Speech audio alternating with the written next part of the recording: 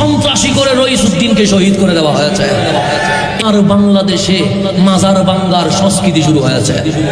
এগুলা থেকে বাঁচার জন্য সমাধান একটাই, আল্লাহ বলছেন ওয়ালামু আন্না ফীকুম রাসূলুল্লাহ, জেনে রাখো তোমাদের মাঝেই আছে রহমতুল লিল আলামিন। সেই নবী যখন আপনার বুকে ধারণ হবে, সেই দিন যুব সমাজের মধ্যে ফারুক আজমের ইস্তিহা জেগে উঠবে।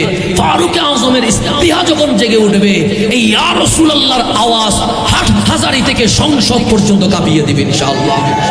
বাস আমার কথা শেষ। ফারুক আজম দেখলেন রসুলে পাক রেগে গেছে, তখন উনি বলছেন রদিতু বিল্লাহি রাব্বা ওয়া বিল ইসলামে দীনা ওয়া বি মুহাম্মাদিন সাল্লাল্লাহু আলাইহি ওয়াসাল্লাম নবিয়্যা ওয়া রাসূলা। আল্লাহর কথা যেমন আছে, ইসলামের কথা যেমন আছে, রসুলের কথাও তেমন আছে। সেই কারণে নারায়ে তাকবীর যেখানে থাকবে, দ্বীন ইসলাম যেখানে থাকবে, হক চিনার জন্য সেখানে নারায়ে রিসালাত থাকতে হবে।